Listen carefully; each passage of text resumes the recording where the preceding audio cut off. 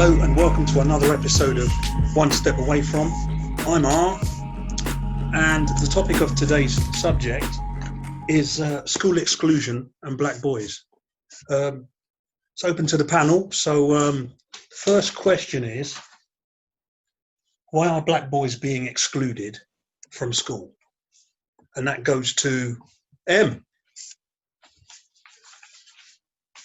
Okay. Well, first and foremost, any perspective that comes from me today is from someone, obviously, is black, did go through the schooling system. However, wasn't ever expelled from school or excluded from school. So my perspective will be from someone that was from a single parent home background, Afro-Caribbean, but done relatively or pretty well at school. In answer to your question, there's a whole multitude of reasons why I believe black boys are being expelled.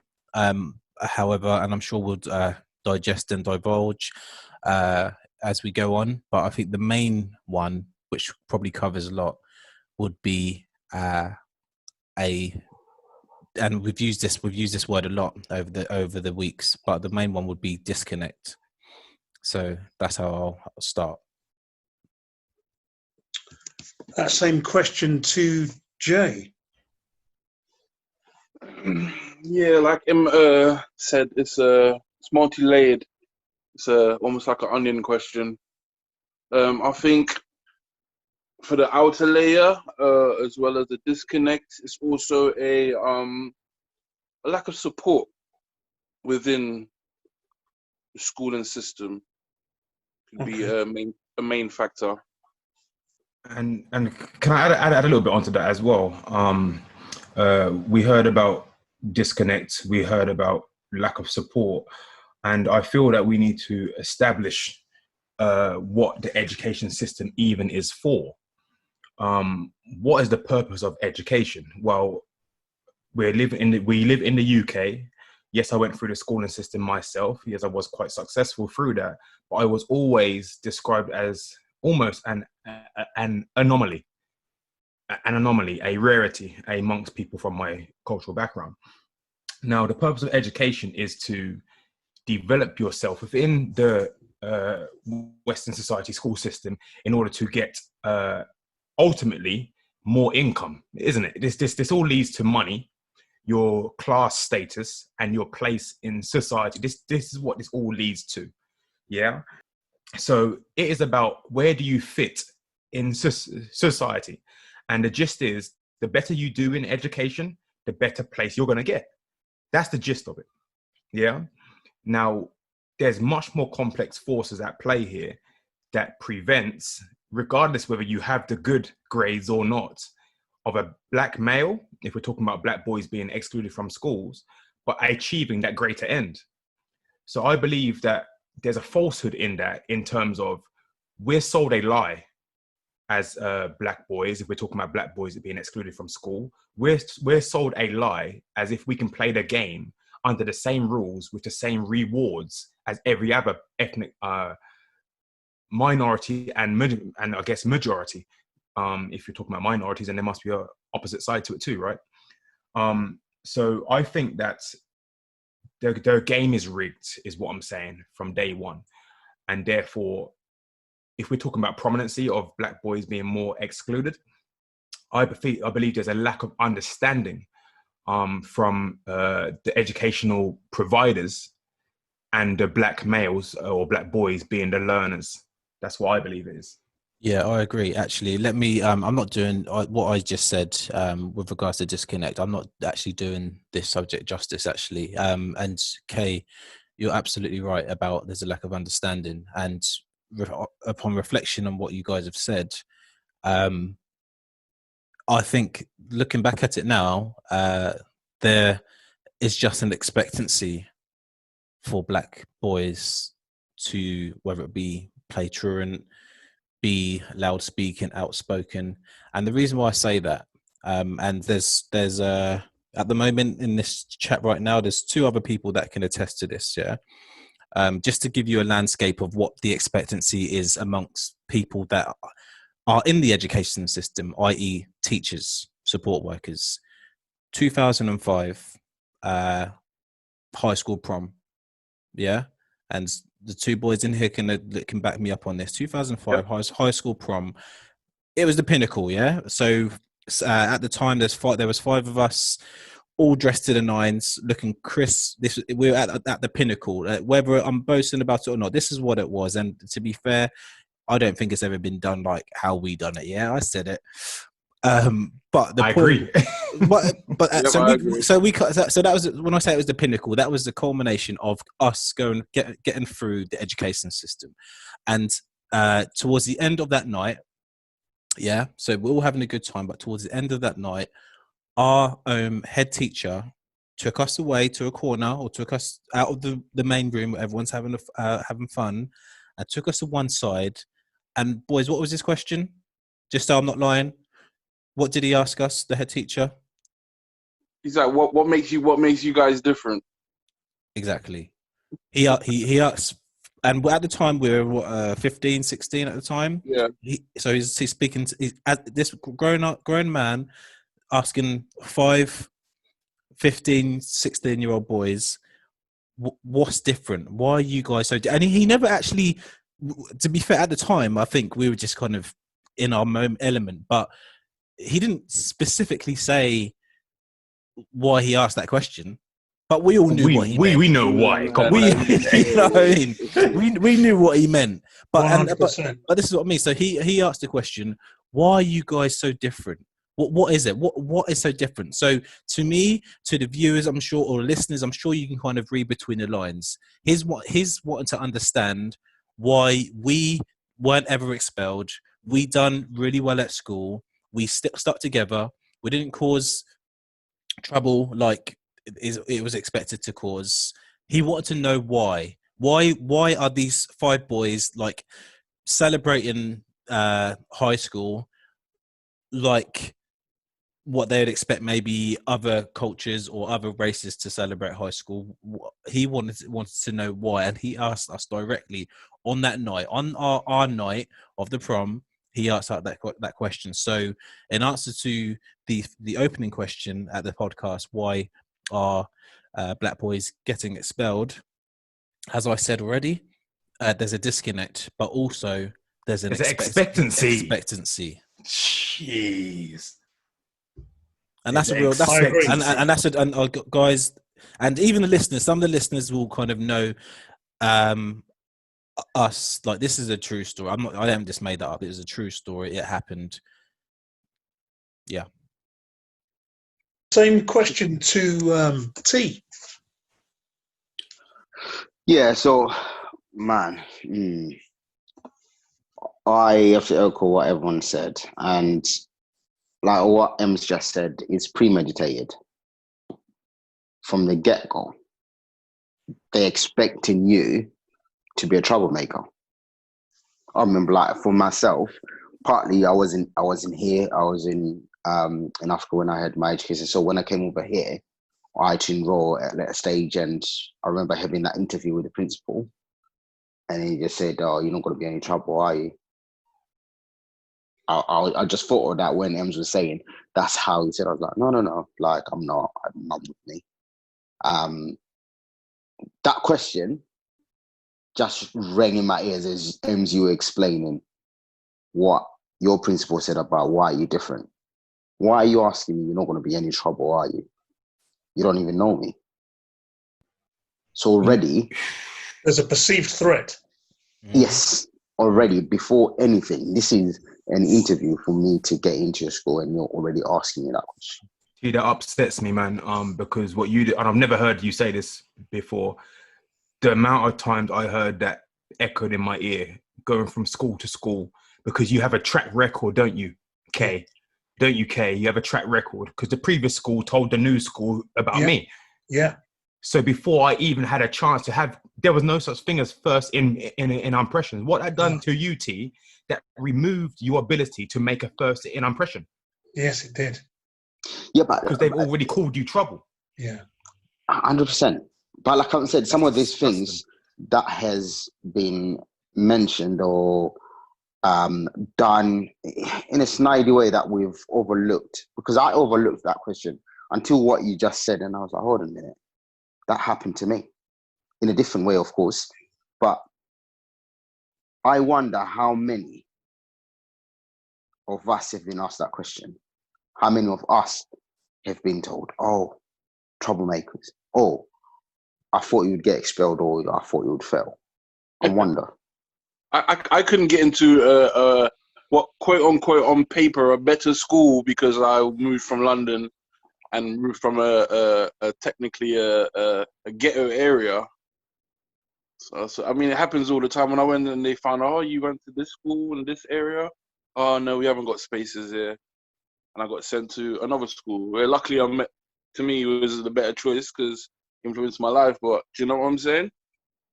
They took me being 100%. one, black, and two, coming from an area that was known for gang violence and that sort of stuff. And they stopped me from getting on, quote unquote, a better school on paper. There definitely is. I agree. There is a definite disconnect between, black boys and the educational authority, the teachers, the way that black boys are perceived. 100%. Can I add on that as well? Yes, there's a disconnect, but also I feel like there's more so ignorance than disconnect. Why I say that, I remember on one of our first episodes, Kay, if you remember, you mentioned about the preschool teacher that came up to you when you had fell over and you grazed yourself. Yep, and she was quite shocked that you had pink skin under your black melanin. Now, that was one I was like, what? Really? But then I thought, yeah, preschool, maybe, they were dumb as hell.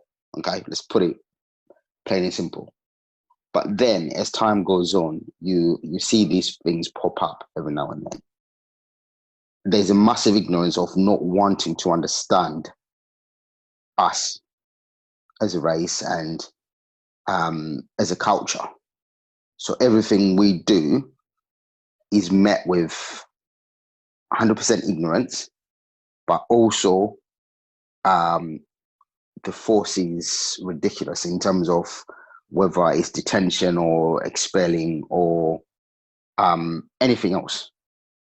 It's disproportionate from what our other counterparts would be treated like.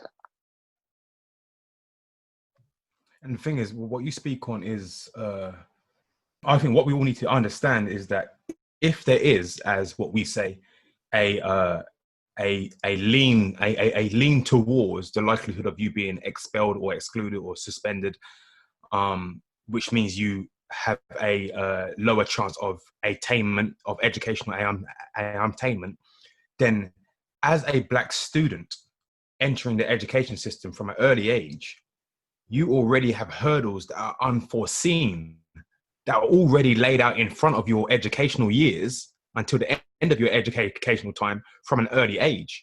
So now you have to navigate the systematic educational system without knowledge of it from such an early age. And what I said at the start was that what's the purpose of education? Finance, social status, better lifestyle. So if there's a almost entrapment or a predetermined ideation that a black child will be trouble, are more likely to be expelled or excluded, or if you happen to succeed, why do you succeed? Why are you asking me? Did your traps not work then? And now where does that leave you? If you don't happen to navigate the system, then that means that your social state is naturally lower. You are more likely to enter poverty. You're more likely to not have work and finance in order to take you out of the same inner city London areas as Jay described, which means you stay within your catchment, you stay within your area, you stay within your gang and hood drug-ridden cultures. So really, it's quite pernicious when you really dig deep into if there is, I'll say the word if there is a plan or an ideation that black boys are either expected to fail, guided to fail through the educational system, or perceived to be a threat despite being a student, then your lifestyle, your path is different from every other student then, right?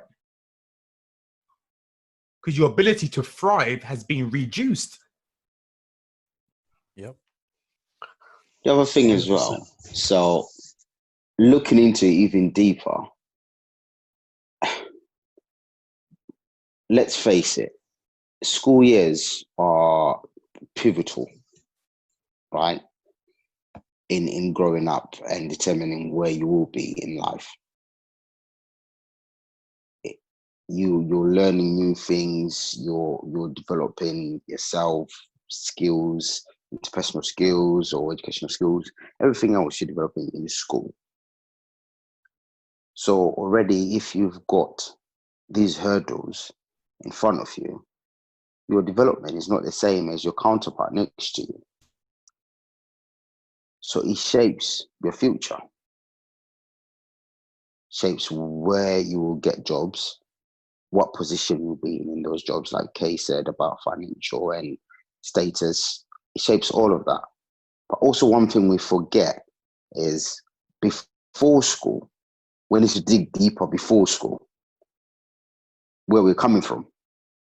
Most of our parents are working 24/7, right? So we're left mostly to our own tools. We're not blaming our parents. They've got no other choice except be out there long suffering because of the status and the position they're in society. They've got no choice. So all we've got left is school teachers to guide us. If they can't guide us, we're doomed. Or the streets. That's the only option. That's what you said there, T, makes so much sense. And when you think about it, and I'm sure we'll kind of unravel, but when you think about it in terms of maybe from a Black perspective, if we are in households and with strong role models, let's just remind people of that.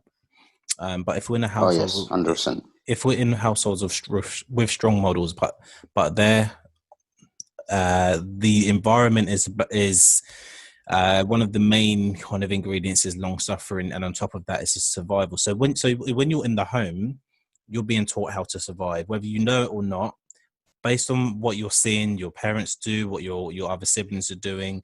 You're seeing how people are surviving in environments, whether you're conscious of it or not. So if you're in at the home, so between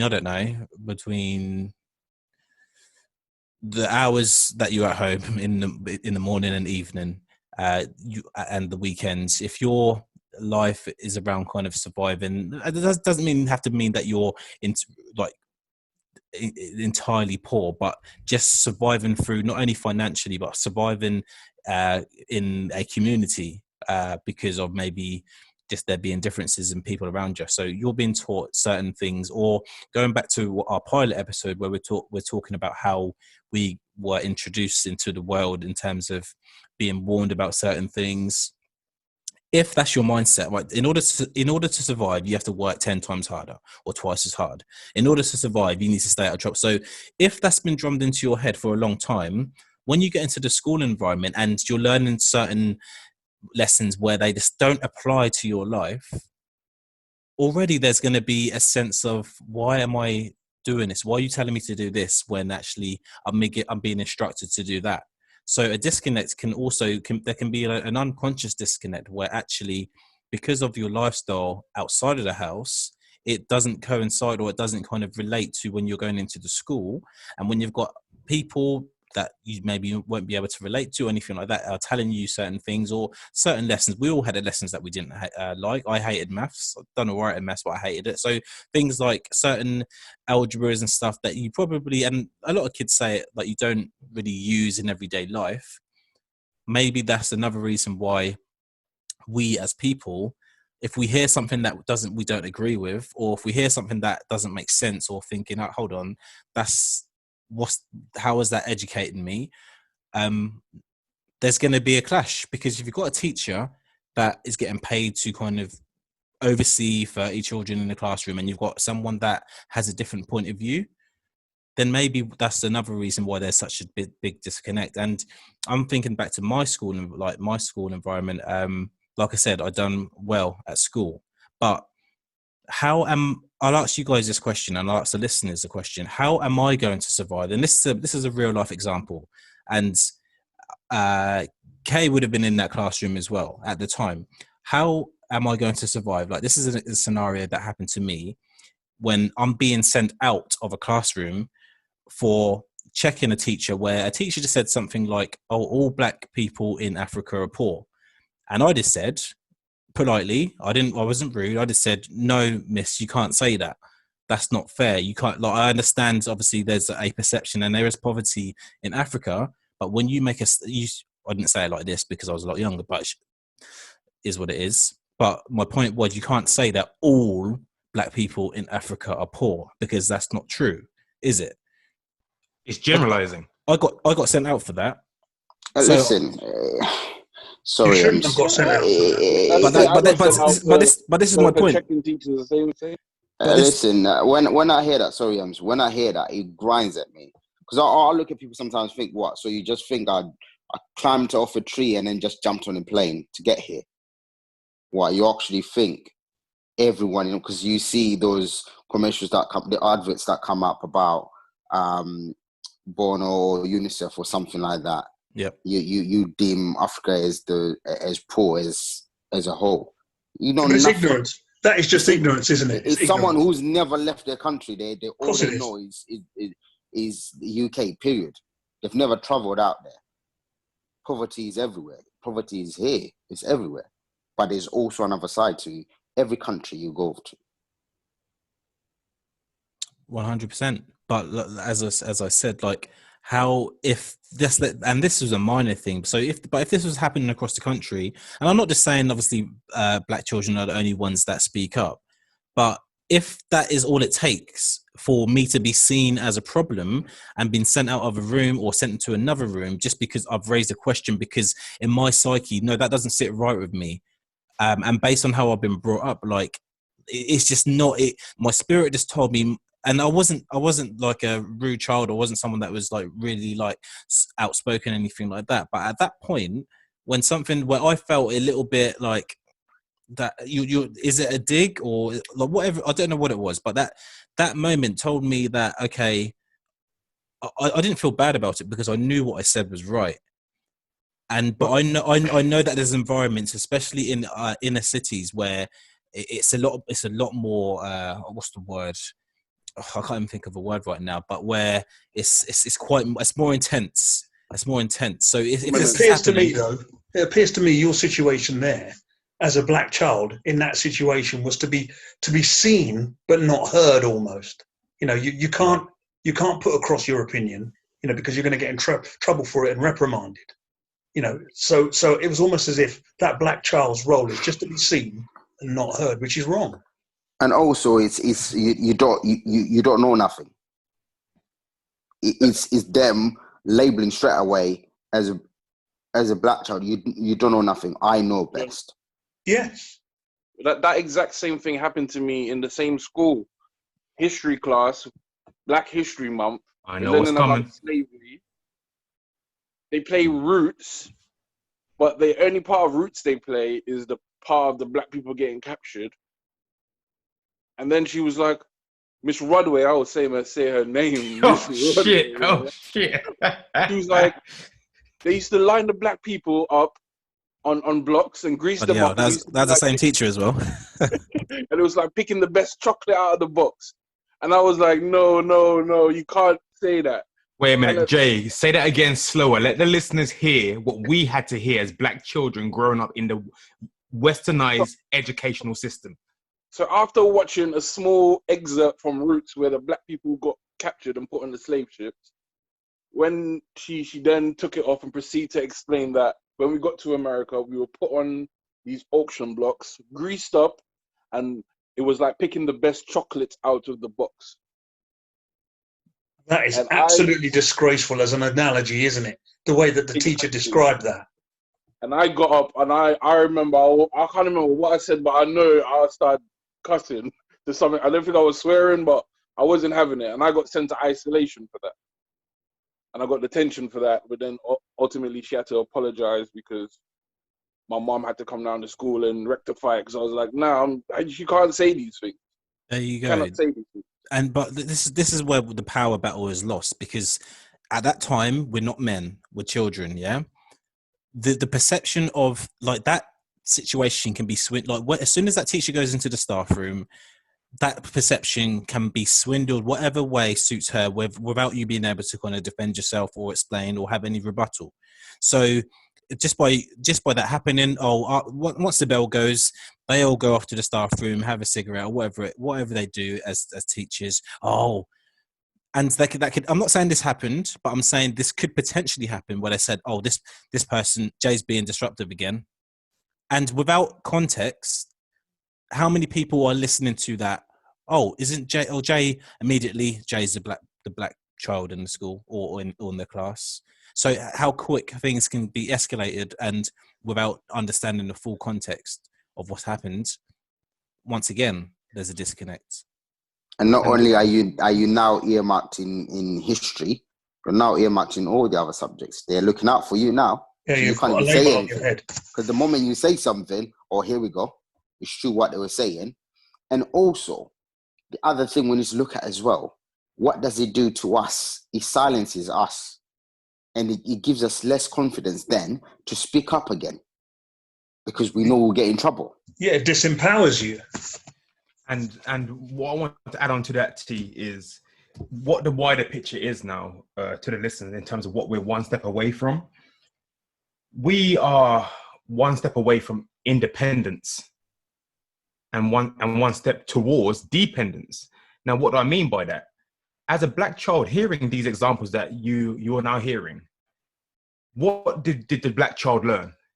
We learn we're in a power structure where there is no morality. It doesn't matter whether you are right or wrong. It doesn't matter whether you can make an argument that's valid or not. We are learning as black children, this is a system that you're in here, and there's a power structure and there's a hierarchy. So as much as we're brought up as children, we're told, make sure you do everything that's right, make sure you tell the truth, say your please and thank yous, all this stuff that's based around morality. We get into school and that's chucked out the window. We learn it's about power, and we learn who. That's the important part. We learn who has power over us, to the point that an adult can stand in front of a student's face and say, it's like picking the best chocolate out of a box. You had no concept of how that would enter that child's mind.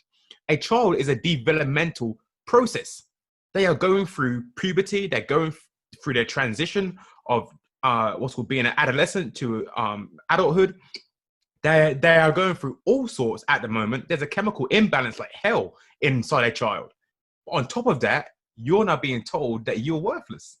And your analogy is a chocolate, something that's tasty and nice, something that can be bought.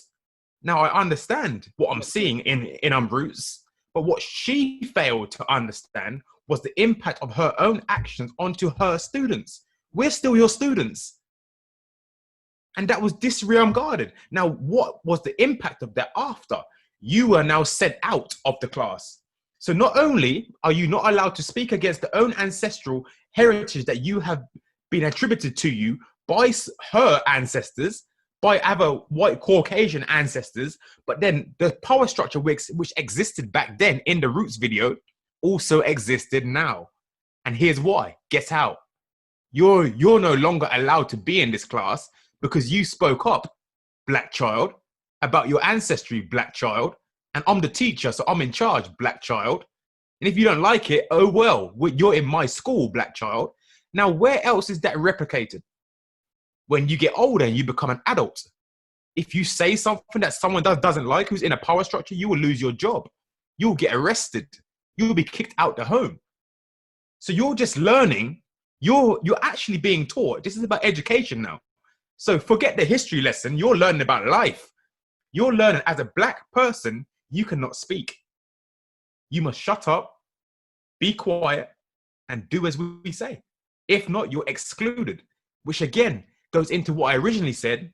It reduces your ability to thrive. No, man. No more needs to be said about that. You said it Fantastic.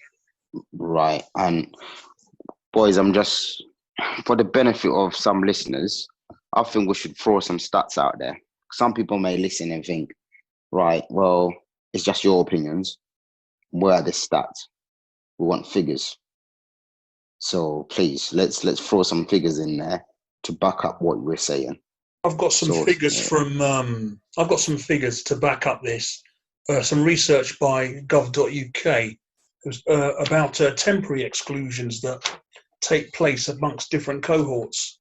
So they looked at some Asian, Bangladeshi, and Asian cohorts. Basically, what they were saying is it was for Bangladeshis it was 1.93, but for black it's 5.56. So twice as much, almost 3 times as much when it comes to black kids getting excluded compared to Asian. When it came to Chinese, though, the Chinese were 0.5% of exclusions compared to 5.56 of black.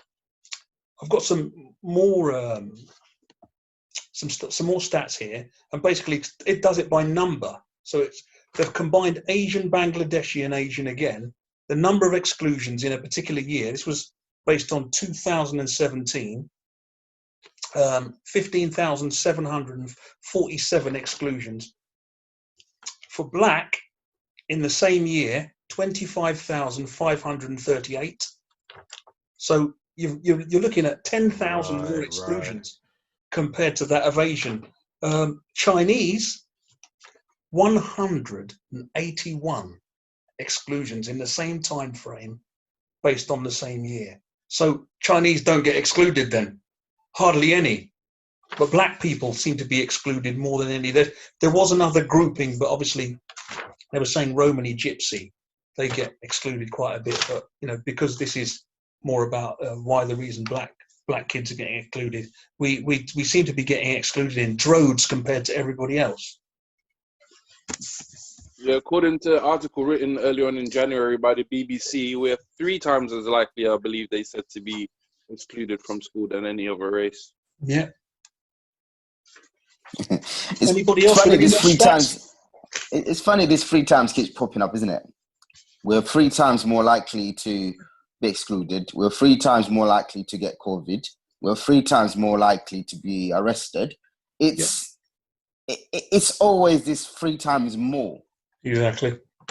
I just want to say it's 7 times we're more likely to be arrested, by the way. Oh, it's now 7. Okay. Not that it makes it any better, but I stand corrected, even more.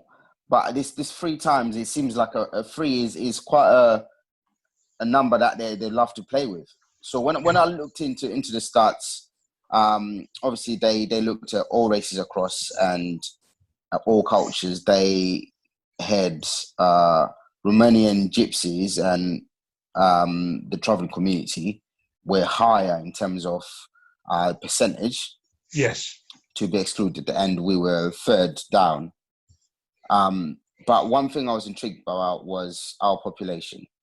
Yeah, I know Ari, he had stats about our population. How many of us are we? 3.5% are we? We take up the total population of Britain, isn't it? So 3.5%, and we are 5.something% more likely to get excluded. Exclusion. Yeah, in school. So once again, that word disproportional rings out once again when we speak about people from our cultural background. Yeah. Once again, that disproportionality. Now, what I'm hearing from the stats, is there anyone else who wants to read out any more stats before I jump on this? Jump on. Okay, cool. So what I want to do was hone in and focus on where these stats could possibly be coming from and what the basic of education and learning is, because this is what we're talking about, right? We're talking about learning, we're talking about education and the exclusion of that. So the Cambridge definition of learning is simply learning is the activity of obtaining knowledge. Yeah. So that's just the basic form. There's many complexities into that, but the basic form is learning is the activity of obtaining knowledge. Now, education, the Cambridge Dictionary states, is the process of teaching or learning, especially in a school or college. So we got learning and we got education. Yeah. Now it goes into learning theories. So I'm trying to get down to why. Why? So there's three main learning theories here. One's called behaviorism. One's called cognitivism, and one's called constructivism. Yeah. So behaviorism states that the learner is the blank slate. So whether you're black, white, Asian, Gypsy, Romani, Irish, whatever, no matter where you come from, as a baby, when you're born, you're a blank slate. You can learn just as much as anyone else can, providing you're given that knowledge. Yeah. So that's the one theory of behaviorism. There needs to be an external stimulus that stimulates that blank slate, which is the newborn child. And based on the quality and consistency of that stimulus, that person can grow equally like everyone else. Yeah? That's the behaviorism theory. The cognitivism theory is that the learner process is about the information that is provided to the learner is reflected upon. They then think about that. There's a process internally. Rather than being a blank slate, there's already a thinking, processing, cognitive mind. And when it receives new information, it processes that within that already thinking structure. Now, there's still a behavioral change, but the response is due to thinking and processing rather than external stimuli. It finally goes on to constructivism, where it states that the learner develops new ideas based on prior knowledge and prior experiences. So therefore, the learner becomes a unique being. They become an individual. Why? Because they learn to adapt and they learn to respond to multiple pieces of information and develop that into their own personal understanding from their perspective. And this is done through reflection or resolving misconceptions. So you prove something's right or you prove something's wrong. And then you learn from that and then you move on and you create new ideas from that. Yeah. So if we are being excluded from schools, if we are attaining educationally less, we need to put ourselves into these apparent ideas of definitions of learning and education and also learning theories.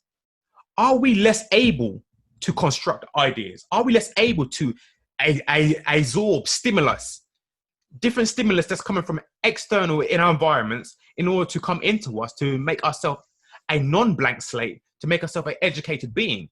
Are we less able to construct independent ideas and reflect? Do we have a cognitive inability other than other cultural backgrounds or other minority cultural backgrounds?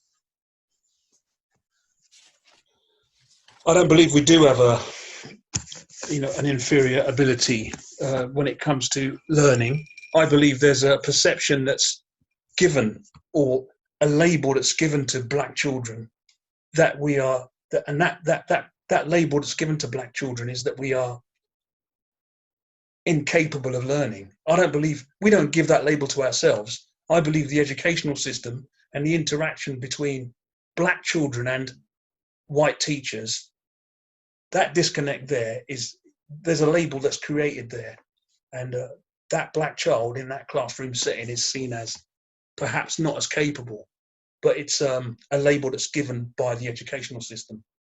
And that's labeling theory, isn't it? Of course it is. That's labeling theory. I could definitely agree with that, because from me, as some listeners may know, I came from Trinidad in the Caribbean. I've done up to the age of 9 years old, I've done education in the Caribbean. When I came and moved to London, and from year 5, which I'm about 9, till year 8, which I believe I'll be like 12.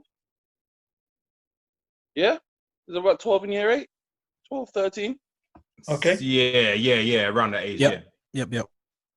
I knew all the work they were teaching.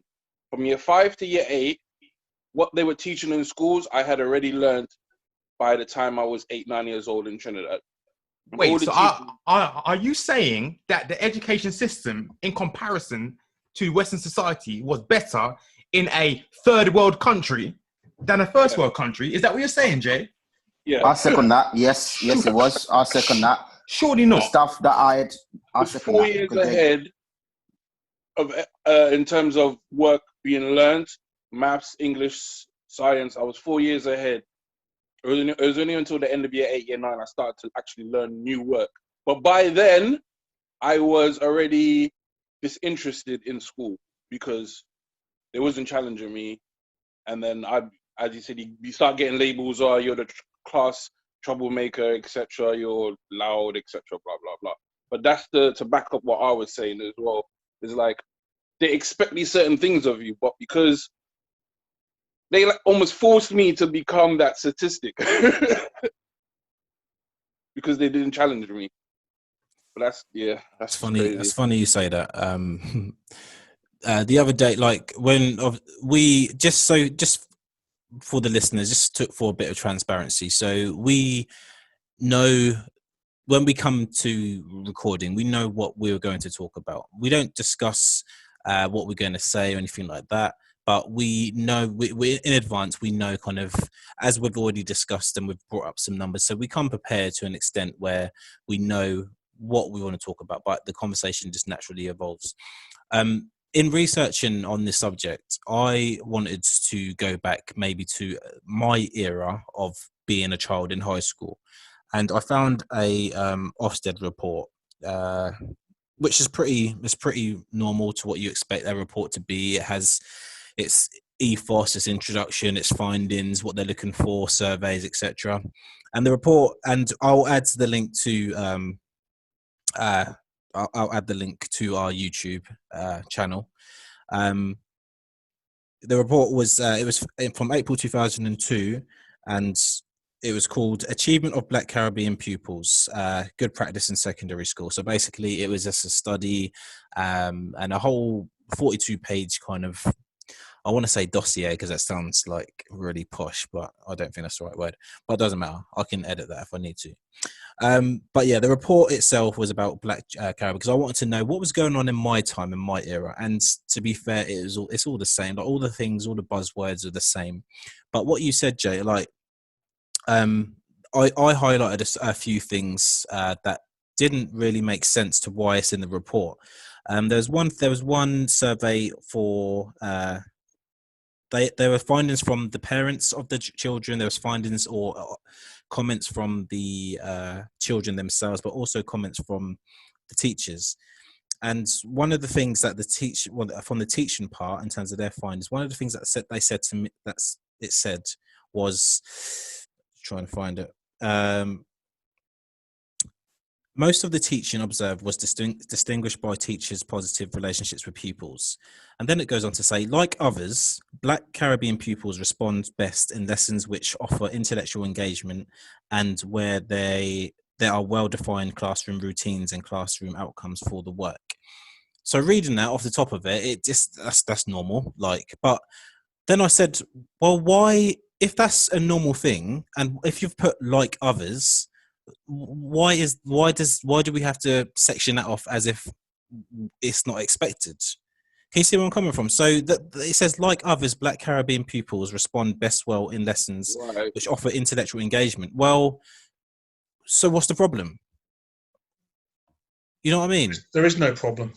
Like they almost To me, creating it a sounds. problem. It sounds like they're creating a problem.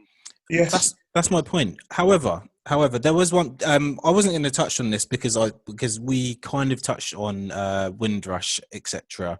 On last week's podcast. But just because you said something, I did put it to one side. But just because what you mentioned about schools in the Caribbean, and also in Africa, but just tying it into like the Windrush. On the first point of the introduction, and like I said, I'll add the link to our description on our bios, etc. The introduction to this report, it says just over 50 years ago, so this was done in 2002, the Windrush brought the first of what were to be thousands of Black people from the Caribbean recruited to work in Britain after the Second World War. They, like Black settlers who had arrived before, in 1948, hoped for a prosperous future for themselves and enhanced educational opportunities for their children. it would be reasonable to expect that those hopes had been realised by now, and to assume that the majority of Black Caribbean children in England schools would be sharing in the higher educational standards attained by most successful pupils in our schools. This is not the case. By 1981, and this goes on to other reports. So even in this report here, which is 2002, and going back to what we spoke about Windrush and the impacts it has on the generations, even this report and the Ofsted, it's a national governmental organisation, I believe, correct me if I'm wrong. So they're even identifying that we were promised prosperous standards. That includes, I guess, economic, financial, but also educational. So I think what they're trying to allude to on that is the fact that that didn't happen for whatever reason, and we've discussed the reasons why we felt let down from the Windrush generation last week.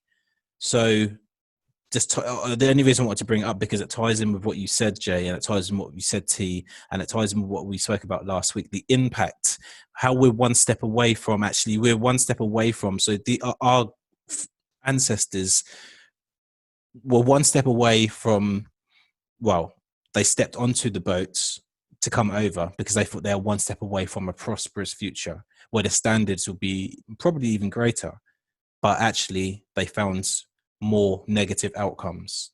And it's even for that to be actually written in a report just speaks volumes to how ingrained this, what a mess we have been brought into. Boy, that hits me on an emotional level, on a spiritual level, man. Take it however you want. Spirituality doesn't have to link to religion whatsoever. I'm talking about spirit. You either know what I'm talking about or you don't, man. What you're telling is the story of tragedy, and it resonates with me because it is me. It is me. It's my ancestors, my grandparents, it's my great grandparents. We're going back into the the Windrush one, but they brought themselves over under the expectancy of embetterment of life, which is also the same promise that education gives you. Embetterment of life. Yep. You come into a country and you're put into poverty. Now, not only are you put into poverty, now what issues do poverty bring to the table? All sorts. Where do we start? Exactly. This is what I'm trying to say. Now, beyond that, you have come from another country. Now you have children.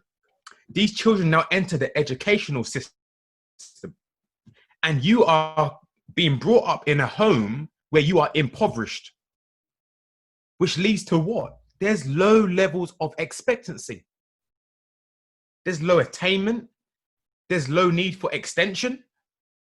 And extension, I mean security in control and mastery of decisions. That's what I mean. So therefore, we become a people who are more risk-taking. We believe that we can get more success by taking risks rather than being masteries of control of our own environment, because our environment, the control has been taken. It's been removed. Just to add, on top of those, what you mentioned there, but also low esteem and low confidence. And that comes into all of it. I've done a lot of, this is a psychology, man. Let's get into this thing. This is a psychology. This is a mental issue that is going on, that's been caused by the establishment of ghetto areas, which were caused by the placement of certain people who are in positions of power, who can determine who people who are not in position of power, where you live, where you work, what you do, who you can interact with. Yep, 100%. Yeah? This impacts the psychology, which impacts the cognitive ability to absorb information, which goes back into the learning theories that I was talking about. That's what I'm saying, man. So when I ask people, the listeners, when I ask you lot about, do we have a lesser chance to absorb information based on the 3 learning theories than any other people? The answer is yes. Now, it's not yes because you've got black skin. It's yes because of the environment you've been put into, man. And that is pernicious because your ability to thrive is reduced, which means it's about survivability yet again. You are being given a lesser chance to survive than anyone else from the inception that you were brought over here. And you expect parents who are poor with the expectancy of having a prosperous life, who then got to deal with children going into a white westernized system of education, who come from, as J&T said, a more educated system back in the Caribbean, back in Africa. But they come into white westernized one, and there's an expectancy that you're going to get better here. But the reality is you get worse. And then on top of that, you're expected, because you're the black child, to play around, to be trouble. So therefore, you're excluded from that same thing that you were brought over to engage with. So what are you left with, man? You're left with the streets, which is purposeful because then they got police to deal with you now. They got the justice system for you now. This is a plan. I'm not going to make an outright statement, but it seems to me there is a plan to destroy certain peoples in this society. And I want to speak on, it's not just children who are going through this expectancy of that you can't read, you can't this, that, and but me as a grown man in a place of work that I work in, I was told that I needed to have a dyslexia test. Me, anyone who knows me, bruv, anyone who knows me, my nickname from certain people growing up was Bookend. Bookend. Why? Because I was always reading. Yet when I'm a big man in my 30s, I'm being told by my workplace, you need to go to London to get a dyslexia test because we don't believe that, we believe there is some cognitive dysfunction in your head. After all my top grades throughout school, sixth form and university, suddenly my workplace, who is not qualified to judge me on my reading or on writing, because you're not an educator and you're not a psychologist or a psychiatrist. Yeah, so you don't have the right to judge me. Yet I had to go to London for over 6-hour testing to come back and prove that the reason for the issues within my workplace was due to stress, due to work-related stress. But in their head, it was because you were dyslexic. So they're always going to put a label on black people, though, aren't they? It's a label. It's a label that goes on beyond school. Beyond school. Oh yeah, they always put a label on black people. This, what you said there, I went through the same thing because we all learn different, right? We've got different ways of learning, different ways of actually understanding things. And I was doing a course for my work, and I didn't understand. I couldn't comprehend what the tutor was saying. And then during break time, I went back to him. I was like, "Look, can you explain it to me?" So I get it, because how he explained it, I didn't get it. And the first thing he said was, "Have you ever checked if you're dyslexic or not?" And when he said that, I was like, "What?" I hate that. I'm only asking because I didn't understand. It's not because I'm dyslexic. It just means I didn't get the way you were explaining that certain topic to me. So I've come to understand it better. It's got nothing to do with whether I'm dyslexic or not. I've passed all my exams, so how am I dyslexic then?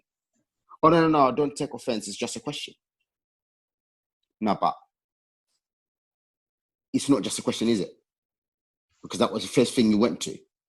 It wasn't the second thing. It wasn't like, you said, okay, let me explain it in a different way. After I'm done, if I didn't understand it again, you would be like, okay, maybe you would think that in your head, but you wouldn't just run straight to it. One. Two, the other thing is all you said, Kay, there about how deep this goes in. I don't know if you guys have been keeping up with the news, but today, obviously, the A-level results came out. Yes, they did. And obviously, they got given results because of this, obviously, the pandemic. Yeah, based on the expected grade, yeah, not the actual grade. Yeah, that's right. Yes, expected, but even still, they got 40% less of what expected grades they were to get. Now, hear this. This is what I was looking at. I was like, wow, it really goes deeper than we think and deeper than we could fathom. They said private schools got the best results Oh yeah, than any other ones. of course, Of course they did. of course, of course they're gonna. Now let's deep it for a second. Private schools. How many of us went to private schools? I couldn't afford it. Nope. No. Not gonna help. No, because you was in that same bracket No, financially. So do you see, for the listeners and viewers, do you see how deep that goes into say, okay, so private schools got better results than anywhere else? If I look into it, like the stats really said about the number of grades A and above rose by 4.7 points in private schools, but by just 0.3 points at college. So private schools saw a massive gain. Who are in private schools mainly? the wealthy, the wealthy. Do I need to say more? No, Oh, really? you do not, because we know who the wealthy is in the UK. Exactly. And also what you said, Kay, about it then spills out from school to the justice system. The same principle works in where you spoke out and then you got sent out of the room because something wasn't right. Same thing. Police stops you. The first thing they do is put handcuffs on you. Before anything, we've seen many of videos. What does that do? Or if you know your rights and you start kind of explaining your rights to No, a they police don't officer, like that. they also don't like that. And because they, well, No, what do they use? They use their power, but not only do they use their power, a lot of times, from the experiences of people that I know, they will start making their own story up to suit their narrative to why they can now arrest that person. 100%. But that's for another podcast. Yeah. Yep. But again, it's showing a trend there. It's showing a pattern where it spills out from education to the justice system to parenthood, and it goes on and on and on and on and on. It just doesn't stop there. Of course No, not. it doesn't. Of course it doesn't stop. But this is one of the reasons why we are one step away. This is one of the reasons why we created the podcast. This is one of the reasons why we felt the need to explain to our listeners and viewers, give them an oversight of why we are the men we are today, based on school, work, all those environments. Because look at what we're talking about now. Look how it's kind of come full circle. Last week we spoke about, and I can remember we spoke about what Windrush done to the psyche of our people. And that report that I mentioned, it's a standard report, and it focuses on Black Caribbean children in secondary school, between key stage 3 and 4, I believe, and they just study 5 or 6 different schools. But the point is, anyone can make a report. Anyone can kind of make things look fluffy and can create a narrative to why there's a need to have such a report. But no one's really doing a report. There should be a report on something greater than what they're doing it on, or what they've done it on, and what people are doing on it. But no one's willing to do that because they know it's going to open up a can of worms, and it's going to expose a lot of things that governments have done to create this massive psychology that we're still trying to understand. Now, let's not get it twisted. We have to be balanced with the fact that we one step away, and our one step away community are understanding what's going on. As conscious role models, we need to also understand that there's people that are falling into the traps that are being laid out in these schools, because numbers can lie, but numbers are still there. So if we still have a percentage of Black boys and girls, because the stats that in a lot of reports that you look at, it focuses on girls as well. Yes.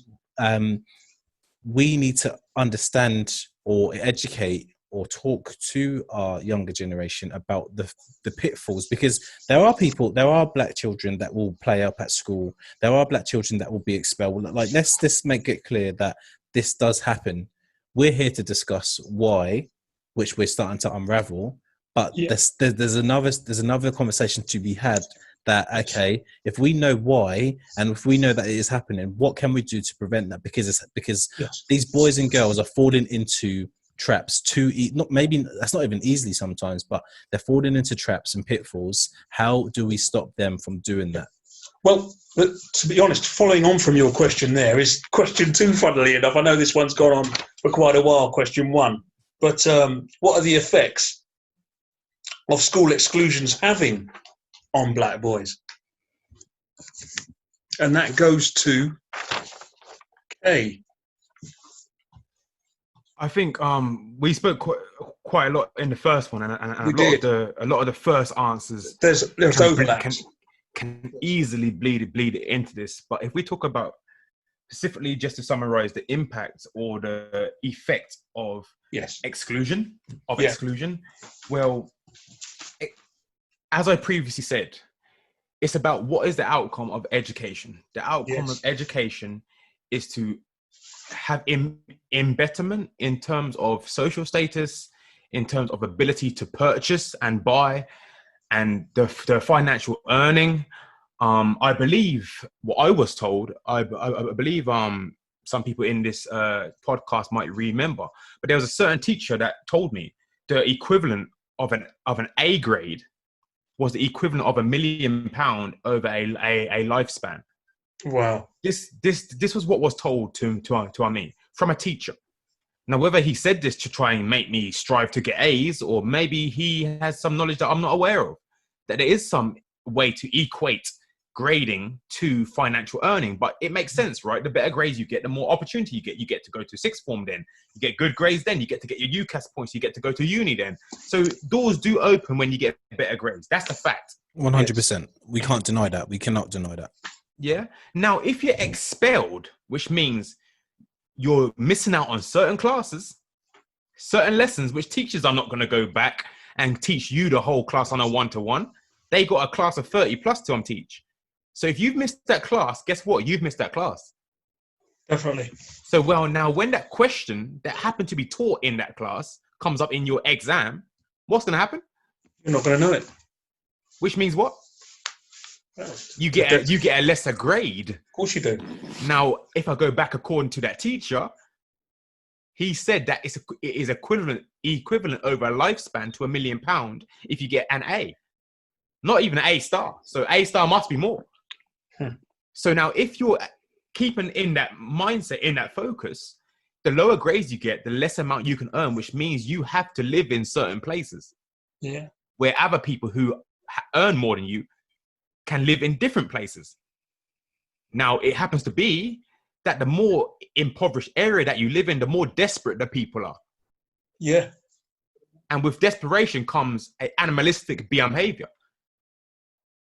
When you're desperate, you are more likely to do anything to achieve the same outcomes as those who are not desperate. Okay. We're cooking now. Okay. Now we're partying. Okay. So, yeah, I'll leave it there. Food for thought, people. Food for thought in terms of don't always take what you see as a natural formulation of nature. There is a systematic plan and a direction that's being encouraged and has always been encouraged from the inception of meeting one group of people to another group of people. I'll let you figure that one out. And it happens to be that this certain group of people who interacted with this certain group of people happens to always be living in a standard predominantly over them same people that they interacted with them many years back. Yeah. I'll leave it there. I'll leave it there. Education has a major impact in your standard of living. 100%. Yeah, definitely. But that's not as much as what we're speaking about now. But that statement right there, that's not exclusive to just black people, though. No, it's not. Like there's two parts of what you just said there, because there's more to the situation when it comes to black children. We know that based on everything that you've just said there. I can't argue that. But maybe that's another podcast as well, guys. But education itself, it affects your standard of living. But when you've got all the other things on top of that, from a black perspective, then boy, you've got one hell of a journey to go through. Struggle, right? Yeah, but in answer to your question, in terms of what is it doing, I don't think has anyone in here been expelled? I've only been suspended, not expelled. Oh yeah, I remember you being suspended. I'm not suspended, not expelled. Never been expelled. But none of us see. I just got loads of detentions, loads of detentions. See, so I don't think we can fully answer that question from a perspective of what it has done, because we haven't been there. But what I can do is say what I feel, or where I feel I would be if that happened, and it would be in a more, as much as we've all had our struggles, but I think it would be in a more undesirable situation if those things were to happen, and Sure. 100%. Yeah. if it wasn't for the people I had around me, the role models that I had, but also, and this may lead on to another thing, but my attainment in school, or my drive in school, changed at a certain point. It changed where my whole outlook on education just got a sharp little spike, and that changed when I was introduced to a new teacher, and that new teacher was a black man from South Africa. From that point, things changed for me, and it was the first time that I had, to an extent, someone relatable, and the way that person communicated to me, it just hit a nerve where it's like, oh, okay, so now I can see someone, and that's probably a role model of mine as well. And I'm sure some of the guys who went to school with me can kind of understand where I'm coming from with this. So and I'm kind of going off from the question, but I'm just looking at it from a perspective, okay, the things that saved me from being expelled, one was the role models I had. Two was actually having an introduction at a key point in my schooling system to a teacher of color, like you, that I could relate to. Yeah. But it wasn't just but related, but the way he taught engaged me, and it made me look at life a lot differently, because he was direct. He just had everything that you needed, like as a black boy, you've got a lot of different kind of type of energy. So he identified that. Do you think your experiences were that you'd had good role models, and then you also had a teacher that was a black man? Do you think that is the key to cutting down on exclusions for black boys? Then do you think they need more black teachers in the educational system, and then hopefully those black kids will have a similar kind of experience to the one that you did? Need is different. Like, let's say, for example, if I use my children, more desirable than the need. Yeah, if I use my children as an example, I and they were saying, "Oh, I can't get on at school because I haven't got." In my opinion, as a father, I wouldn't accept that as an excuse for them not to get their head down and kind of do the best they can. But as Jay said, it might be desirable if you can kind of have that kind of understanding and reflection, or see someone where you can kind of relate and reflect to. But I don't think it. So it's a tricky question. I think it's desirable, but I don't know if it's a 100% need. I don't know. I think what we need to be honest about as well is that this teacher, who I know as well and respect to the end of my life anyway, he had a massive impact in the sense of he showed me by just his presence where a black person can be. So, like I said, just by his presence. But what I want to say on top of that as well is it wasn't just having a black male teacher believe in you, have time for you beyond the classroom, was something special, man. Yeah, and he's a special factor there. So as I said to Wen, then, you know, do you think that these black kids that are getting excluded need does the educational system need to employ more black teachers? It does Black need to male employ. teachers. It does need to employ more black teachers, but black It teachers does. who actually care about black children. There's no point just having a token black But no, person there. 100%. But it's like you had alluded to the fact that this individual, just his presence, impacted you. Yes. So, but if I speak on truth, okay, there was also a white female teacher who also believed in us as well. I had a lot of, yeah. And I know you lot know who I'm talking about here, but she believed in us and she spoke up, she fought for us. fair enough. So not only do we need to have more black teachers present, teachers in general just need to have equal amount of time and understanding of where we come from before we even enter the educational system.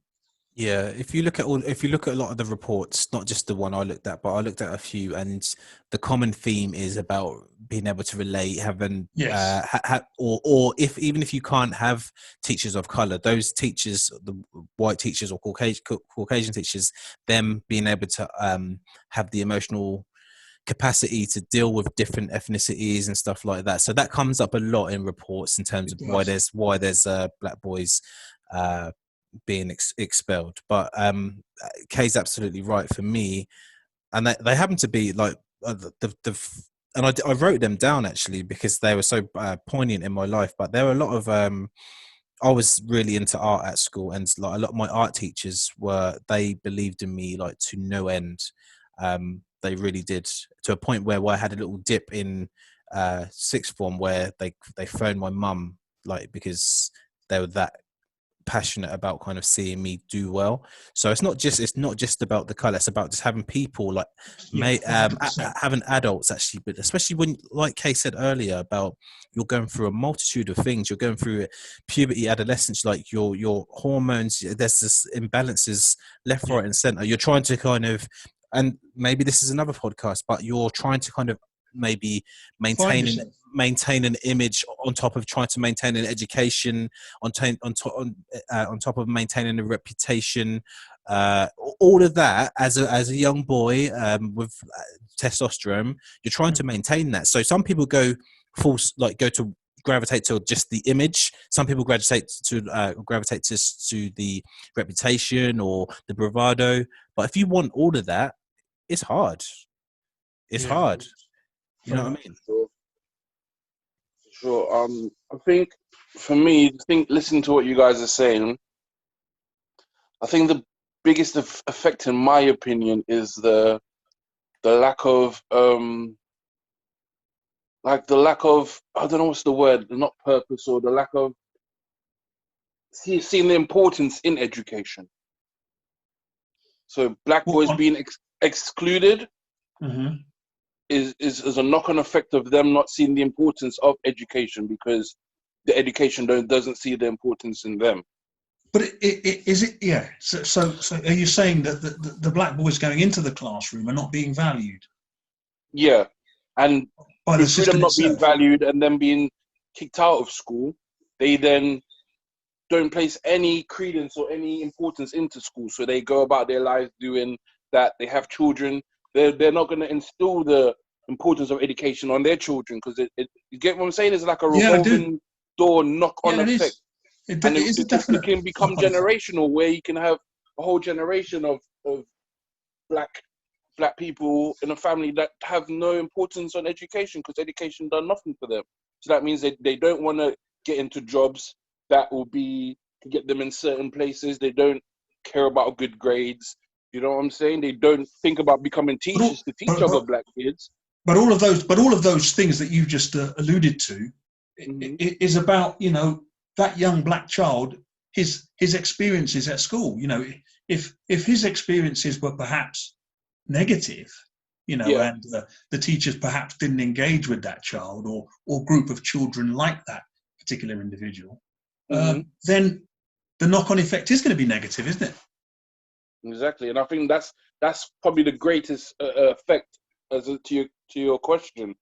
That the knock-on effect of that is it's only going to be negativity towards the educational system. Do you know what I'm saying? So they're not going to put any effort in. They're not going to teach their little brothers or their little sisters or their siblings or their friends the importance of, hey, listen, we need to go to school and get good grades to make sure we can go to college, to make sure we can go to university, to make sure that we at least It's have funny. a fighting It's chance funny. of a better life. It's funny. I knew somebody that came from a really difficult start, perhaps didn't do great in school, but ended up with a degree. So where does that person fit? I mean, that's down to the person's self drive, I think, which is like it's not common amongst our people, that self drive to break out. We tend to, once stuff happens to us, we tend to go into our shell almost. You get me? It's only you either continue this. That would carry on. You were saying, T? Sorry, Jay. You either continue the cycle or you break the cycle, isn't it? It's. I think it's an individual decision. You know, in everything. It's not just educational. In family traditions and stuff like that. You either sometimes continue the cycle or you break it. So you have a few people who go against the grain and have a degree, be the first person. Like Kay said, I remember the last episodes when we spoke about Kay, your mum being able to be the first person in your family to get a degree, which then paved the way for your brother and yourself to get a degree as well. So she went against the grain. Whereas it could have been easier to go and continue stay the cycle. sort of thing, yeah. Yeah, continue the cycle. But then again, she's still the minority. Whereas if we all 100% went and said, okay, let's put credence in education. Everyone in our immediate circle went and made sure and got degrees. Mm-hmm. Then that's going to affect our family. Then all our kids are more likely to do it. And then all their kids are more likely to do it. Well, in a sense, you're saying it's a learned behaviour then? Some of it can be. To an extent. And a small extent. I think there's a greater weight on the systematic reasons than the personal reasons. Because if you can't change your environment, there's very little you can do unless you have extreme determination and to break free from those chains. 100%. I don't know. My opinion on that differs slightly, because I think I will second what you said, Jay, about the disinterest in education amongst our people because we didn't see anything in it. How many people really do we know we have got degrees in certain fields but are doing something completely different? I'll give you an my dad was in banking in Zimbabwe when he was there, but when he came over here, you couldn't get in that field. It was so difficult to get in. He had to do something completely different. Had to start from scratch. So me as a son now, if I'm watching my dad has got a degree, or I'm watching him do something else completely different, would I still be interested? When I know, like, hold on, this guy is qualified to be an engineer or whatever else, but he's now working in Tesco's. The thing is, that's not your dad's fault, though, is it? No, it's not your dad's fault. No, it's not. It's not my dad's fault. That's the environment. That's the environment that was placed on him. And, yes, and Western society hasn't valued your father's education. That's what it is. Hear me right. I'm not saying it's my dad's fault, but I'm saying in terms of education-wise, if I'm looking at it from myself to say, why should I pursue this education field? And when I know, I could end up not even doing what I qualified to do. Yeah. Because 9 times out of 10, we've all got families. Well, most of us have got families who have got a degree in this, but they're doing something completely different. Yeah, not by choice, but because they couldn't get into that field. Yeah. We all know those barriers in certain industries where we can't get in. So there's that as well that plays with it. That's one. The second thing, coming back to your question about the impact it would have had if, for example, I had got expelled. I can't answer 100%, but looking at what Kay said about obtaining knowledge through education. Now, if you got expelled, you've got no knowledge. That's been deprived of you. Yeah. And we all know knowledge is power. Knowledge is key to everything we do. So where will you end up with no knowledge? technically you've got no knowledge of you. You have the knowledge of the roads. And that's all you know. And go. once you go down that road, you're now One step belonging away to the from. system. Exactly. And now you're then in people's eyes, or you proved them right. We knew you wouldn't amount to anything. He was a criminal. He was a troublemaker. It's almost like that self-fulfilling prophecy, isn't it? Exactly. But I don't want people to overlook this street life. Now, yes, lack of education in the system that's been set up as the education system can lead to that ghetto life. That's how ghettos are formed because of people who have low attainment, and therefore they attain through various means, which usually isn't in line with the law. And that in turn creates social housing, ghettos, welfare systems, all that stuff like that. So now what I want people to hear and understand, the adaptation, this proves that our learning capacity isn't in deficit. In fact, it would prove that it's at a greater level. The fact that if you were to be excluded from schools and you happen to enter this street life, our level of survivability increases because the desperation increases, which means you have to learn about in your environment, which is part of the learning theory. Of course. It's a harsh environment that you're now put into, an impoverished street life where there's other desperate people who look like you, who've been through the same situation as you, and they see you as a competitor to whatever scraps is left on the table. Now you have to learn how to navigate yourself in that street life, because if you don't, you'll lose your life. If you don't, you'll go jail. And that's the whole one step away from thing that steps into this area as well. But what I'm trying to signify is that this proves that there's a development of learning. Because no matter what, if the Western society system doesn't want to help me to strive and get forward, well, then I'm going to get it my own way. And beyond that, guess what we have done as a people that is very rare in today's society? Guess what we've done to prove that we can learn and adapt? And what was the third learning phase? Constructivism. Yeah, in terms of creating new ideas. What have we done as a people? It's very hard to pinpoint because it's not seen as anything credible. But what have we done as a result of having to enter that street life and have to navigate that? It's hard to think of, isn't it? Well, let me tell you. Right. Not only survive, here's what we have done. Hear this, listeners. We are one of the rare people in modern society to create our own language. We've created our own language.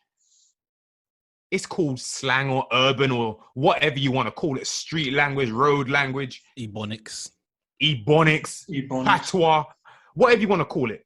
We've created Pigeon. Understand Pigeon what? But understand the levels of what we're talking about here. A people or a group of people who are deemed as not being able to succeed as well as other people in the education system that's been set up by Western society, then get left with the ghettos and the in impoverishment and council states and gang culture and all that. Then they create their own language. To me, that's a marvel. And to me, that's a rarity. And then a lot of people can monetize that. They do monetize that. Yeah? They've created a urban culture. That's not ever looked at as a exceptional level of learning and adaptation and survival. That's shunned by society. It's frowned upon. If you don't pronounce your TH as th, and you pronounce it as f, as an F, that's frowned upon. If you have a different name for something, instead of calling something money, throw out some other names that we've created for the word money. Peas. Mullah. Squilla. Mullah. Bread. Oh, bread. All that stuff. Oh, that's interesting. Doesn't bread mean yeast and wheat that's been grounded and baked in an oven? Oh no, we're so adaptive to our environment. We will turn the word money to bread. And then when I say bread to a next man who knows, who comes from the same background as I do, he will know that I'm talking about money, or he will know that I'm talking about food. But then when I say the word food, he will know if I'm talking about food or if I'm talking about food. Other You things. understand Yeah. me? Yeah. What I'm talking two about, different types of food. Okay. You understand what I'm talking about, Dread? So don't We tell do. me we don't have the ability to learn or anything like anyone else. In fact, we've shown we've got it even more. Yeah. Well, coming at the last question really is what can we do? You know, what can we do really? It's basically what can we do to stop this? And what I'm talking about when I say what can we do to stop this is to stop the exclusion of black boys, the school exclusion. What can we do to stop this as a collective?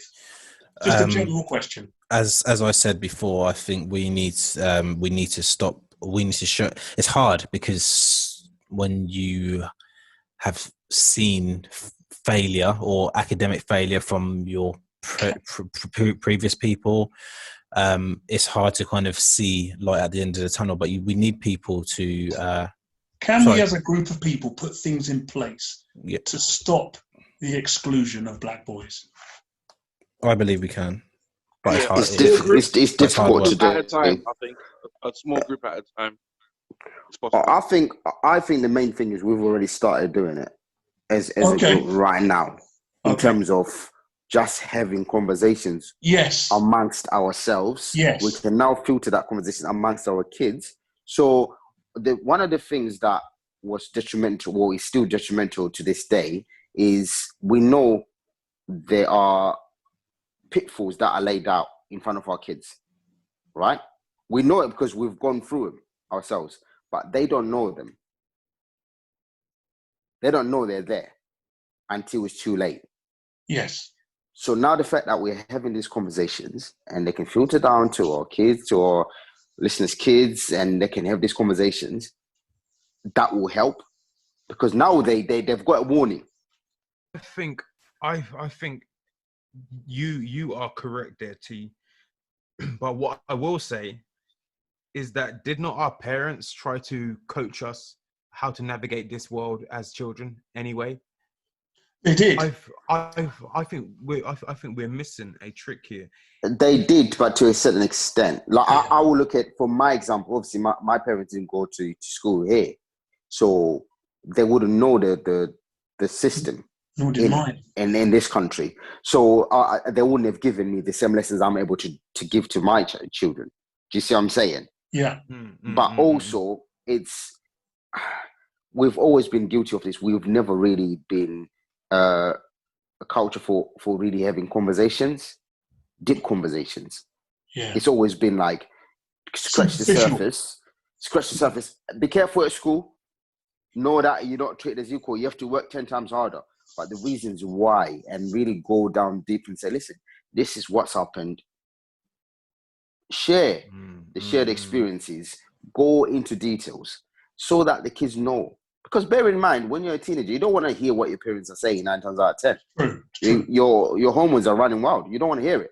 But when they go deeper and give examples that they have gone through themselves, which we are able to do, we're the first generation, mostly, who are able to do that. You know what, T? Yeah. I see your point. The fact that throughout generations we've become more knowledgeable, in terms of understanding our environments, becoming masters of our environment. We haven't done that yet, but we're getting there. If we can keep passing that on to the youngers, and also improving ourselves too, that will naturally bring up the status of a people, of a nation. And what I want to say as well is that I've started doing this too with youngers. I'm speaking about one of my boys who's not in this podcast, but will be a guest. His children, when they mentioned to me that the school children were saying that their skin looked like poo, and I have to hear this because they call me uncle. They call me uncle, yeah. And I have to hear this from them. And one of them isn't even 10 yet, and one of them has just had their birthday recently.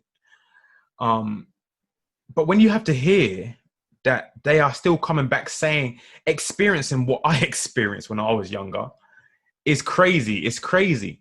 And I can only imagine how it hears to my parents' ears and to my grandparents' ears, bless their soul, if they were to hear what I went through. Now, how am I able to educate these children who are experiencing racism from school? Well, this needs to be brought up at the school, for one, but beyond that, the parents of that child who said their skin was poo, they need to be addressed too. Educated as well, yeah. So don't pretend. There's an expectancy that we need to have more education. We need to learn more. We need to behave. We need to do all this. We. The problem is you. Yeah? But the reality is that there's education that needs to happen on both sides.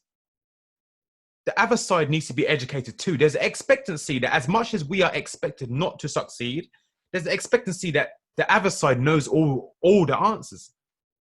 They have all the answers to all our problems. That's not the darn case. That's not the reality. The answers to all the problems works for them. Doesn't work for us. So we need to develop and educate ourselves to a level where we can educate our own to get to answers that works for us. I hear you. But Yeah, instead of being reactive in that situation, I think we need to be more proactive. For me, I hear you and I agree 100%, but we can only control the controllables, which we can only control our actions and how we go about ourselves, not how they're going about. That's one. Two, by being proactive and actually having a conversation, my little one right now is 3, but when she gets to a stage where she can problem a little bit, I'll be like, look, you may face these things in school. Someone may come and say this. This is how we should go about it. You have already pre-warned them.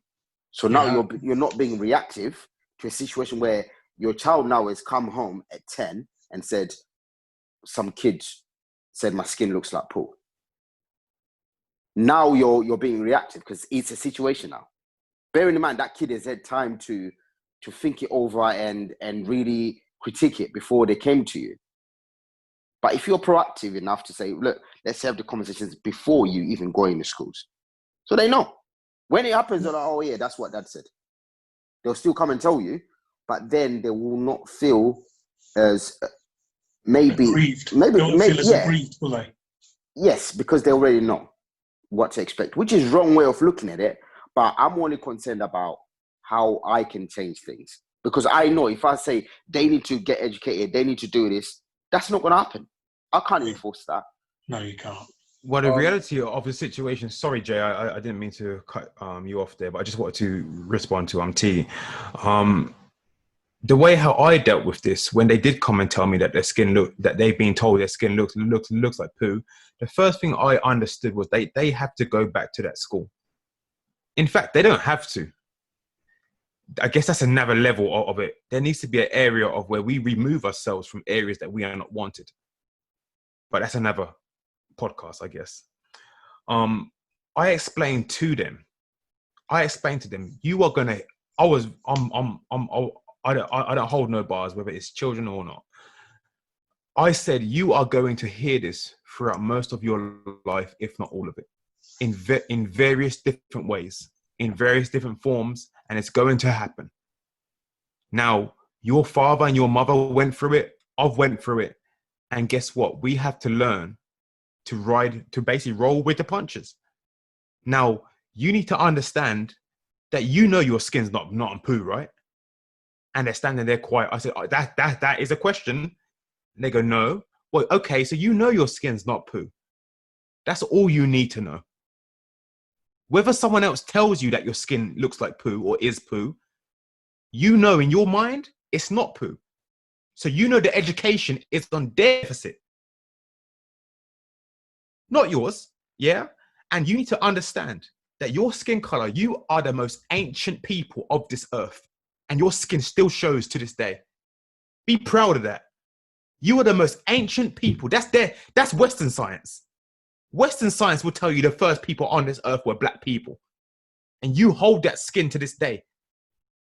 So next time someone tells you your skin looks like poo, know that they had to come from you through some various means. That's what it's about. It's about instilling this in children and not holding back because you're a child. Oh, we want to keep your innocence. The world don't care about your innocence, man. So it's about educating them. It's about educating the youngsters. It's about educating the children to understand that the system that they are in will always be adverse to them. And that way, you must be prepared for every occasion that is going to come against you and realize that there will be no sympathy. Yeah. I mean, to expand on that, externally, I think there is us as Black people and living in a Western society, we are often goaded. Is goaded the word when you're like pushed? Yes. Yes. We're often goaded to solve or to come up with the solutions for these problems that we never created. Yes. The victim and the solution. Yes. So I think for something like this to be changed, it needs to be happened externally, systematically. That's the biggest impact, more than what we could ever do. Yes. If we want to continue. So you're saying wider society. You're saying wider society has to change it. It's not change that has to be implemented by us. I disagree. Yeah, not the majority of the change. The majority of change is more outside of our culture than within our culture, because they control the society we live in, the systems, the schools, the jobs, prisons, etc., etc. I disagree. When looking internally now, pardon? Sorry, carry on. I was saying, when looking internally, to curb this high rate of expulsion and lack of education amongst Black people, I think education, as K and T and everyone is agreed on, but I think we need to start educating them to use the system to better themselves. We need to show them that, okay, you can go to school, you can get good grades, but maybe you don't work for someone. Maybe we educate our kids to be entrepreneurs. Yeah. Do you get what I'm saying? Yeah, it's a very good idea. How can you get through that school system in the first place if there's traps already preset? Yeah. Well, that's what I said. It's not impossible. For instance, like us, we made it through the traps. You know what I'm saying? So for those that do make it through the traps, instead of teaching them, okay, you're gonna make it through the traps to go work with someone, let's say, okay, you make it through the traps, you learn all these things to open your own business. What do you want to do? You know what I'm saying? Let's start educating our kids to be masters of their own enterprise instead of being a slave to another man's enterprise. You know what I'm saying? That I agree with. 100%. And that could maybe give them the spark while going through school to obtain better grades, to behave better, or to almost, because like for me, like I curbed a lot of my wanting to lash out because I knew what might happen if it got back to my mom. You know what I'm saying? I finished school with the grades that I got because I didn't want to disappoint my mom. If it wasn't for my mother and what I thought, I would have given up on school at year 8. Now we're talking. Now we're starting. Now we're talking. Yeah, definitely. This is my. Carry on. This is my point. This is why I have to disagree. The second part, the internal part, I agree with, but we got as much. We know. We say this a lot now. We know the game, but there's times, elements, and this might be unpopular, where we're not helping ourselves. So my point is, so Jay, you've just said like you got through school because you didn't want to upset your mum. So over the last kind of 20 minutes, like we've spoken about how we've progressed through the generations and whatnot. But if you was to ask anyone, and if I was to ask you, like, are Black children more unruly than previous generations? What would your answer be? More or less. It's a difficult one.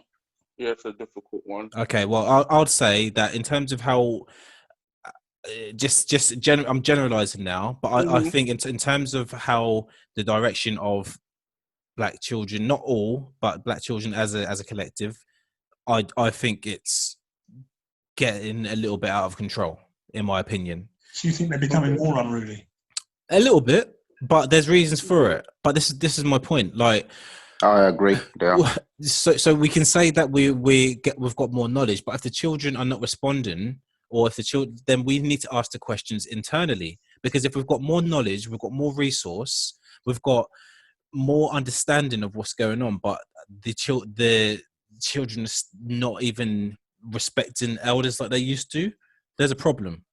And the Yeah, problem, but I think but that's well, internally. That's because I can honestly look at you guys and say where we are. Like when our head teacher asks us why, we're almost an anomaly in terms of our dynamics.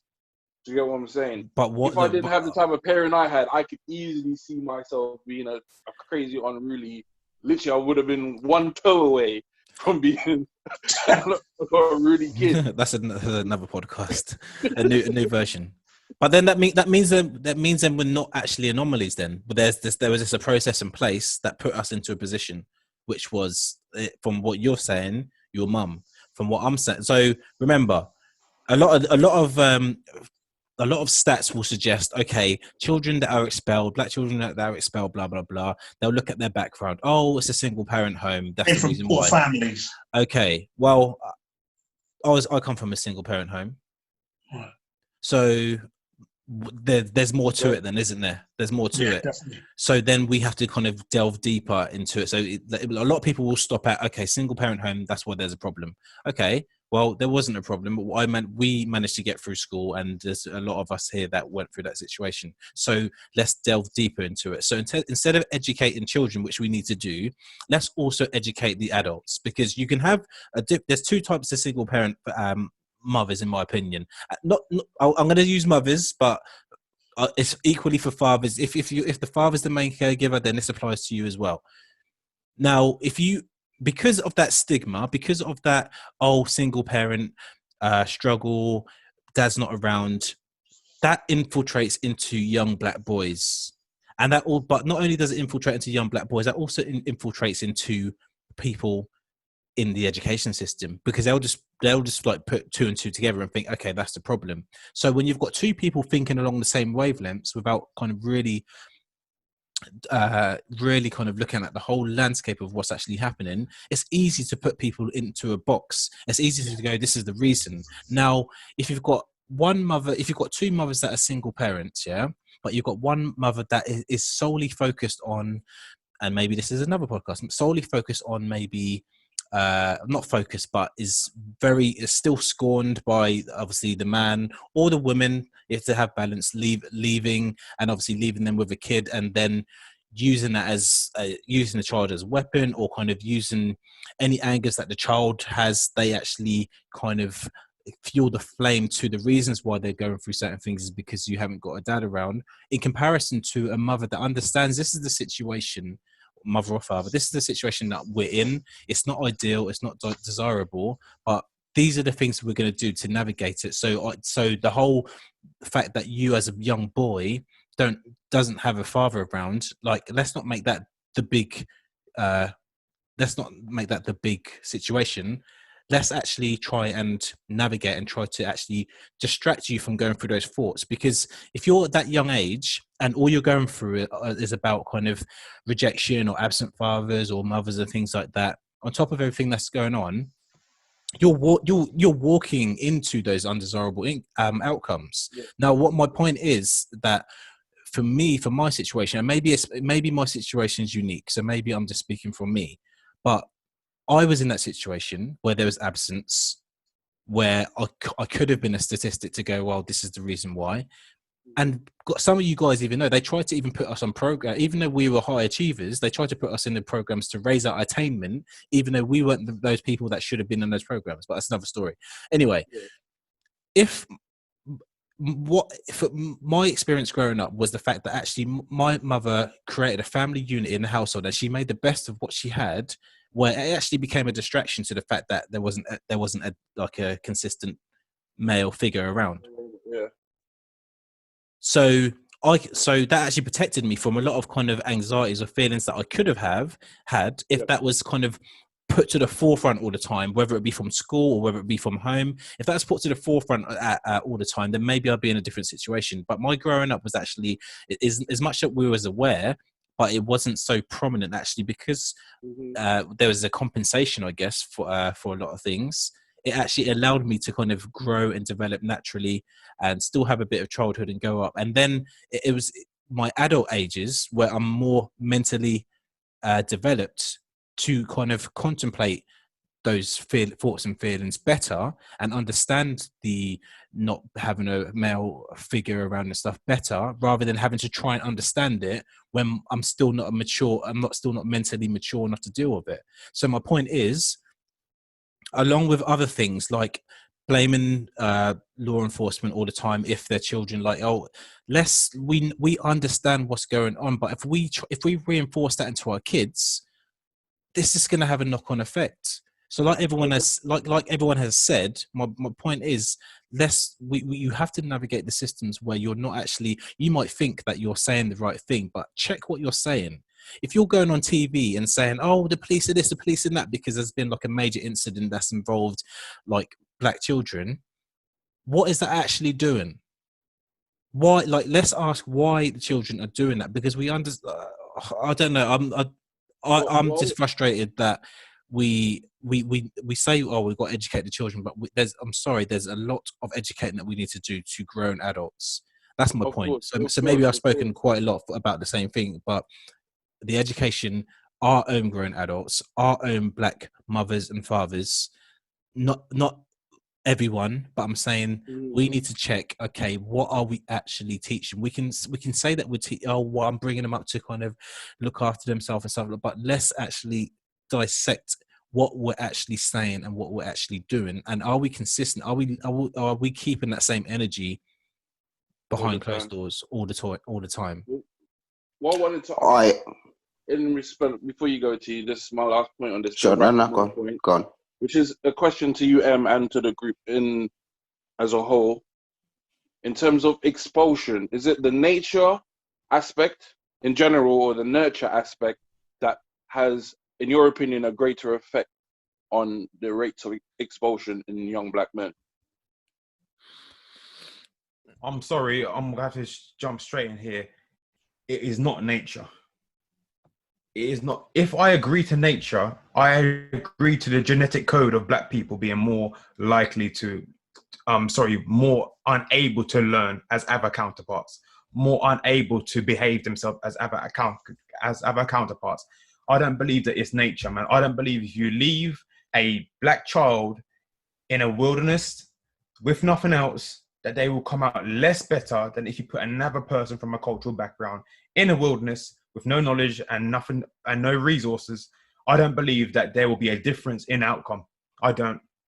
It has to be nurture. It has to be. Okay, cool. So just to go back to what M said, I agree with 100%. So let's think of it in this way. We probably all have had, in our journey through school and everything else, had those friends who were on, the unruly type, yeah? Got expelled or whatever else they got in trouble for. And fast forward 15, 20 years down the line, they're still doing the same thing.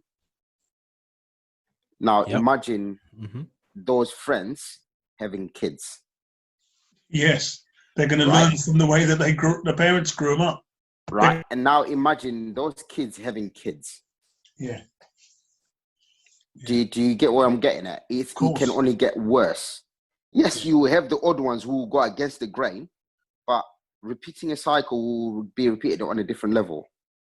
So to what Ems was saying about the kids are worse now, they're worse now because their parents were unruly. Now they've passed down that, but to a higher level. Whereas you had your mum at home who was a strong black woman, long suffering, who made sure you had everything, right? So let's take someone else, say next door, who was in exactly the same position as you was, but his mum was not as strong, was not as long suffering. Passed it down to him, and now he's a parent now, and he's passing it down. Yep. So it gets worse. And I agree when you're saying like we just don't need to educate the kids. Yes, we need to look at ourselves. I'm more focused about looking at myself. The facts I'm putting on the table, are they true?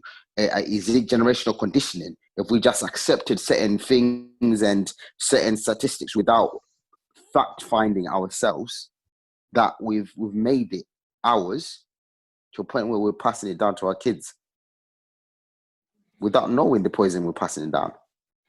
Yeah. And also, I want to be able to be in a position where, you know what, you want to promote the private schools and give them better grades, fine. We'll also put our kids in there. Because let's be real, the system at the moment, they've got their own agendas. We all know the curriculum, the extra curriculums they're putting in schools, in public schools, that are controversial, but we've got no say in it. But when you go to private schools, they don't want those curriculums in their schools because they know what damage it does. Of course, and just this is why actually it's even more obvious to see, like as Jay said, like his in a metaphorical way, his mum got him through school, yeah. And going back to that situation at our prom, where we were asked a question. So this is the difference. There's an expectancy. There was an expectancy, or there is an expectancy, whether it's more or less in 2020, for young black men, boys, children, whatever, to go to the undesirable side of the coin. However, we had people, I remember that moment, the only conclusion that we could come up with as 15, 16-year-old boys coming into men was that the reason why he's asked that, the teacher has asked us that question, and the reason why we are where we are, we all concluded that it was because of our mothers. So regardless of their bit, so going back to what I keep saying about, we know the game, we know the system. There's sorry, I don't want to interject in there. I just want to say it was my mother and my father for me. Okay, but it was our parents then. It was our parents. That was the reason why we're in that situation where they asked us a question. Okay, so we now know that there's systems in place that can, and let's be relative. Like our environment was a lot easier than other environments of maybe larger cities. I respect that and I get that. But there was a system in place, even in the environment that we were in, to navigate from going down the expected route. That system were the people, our parents, that kind of helped us navigate that way. So what I'm trying to say is the fact that there are ways that it can be done, whether it be harder or easier. There's ways, and it wasn't. I'm not, when I say parents, that's just like the pinnacle. There's other people involved, but the main person, or like the big boss, the overarching person is the parental figure. So if that can happen, why don't we tap into that?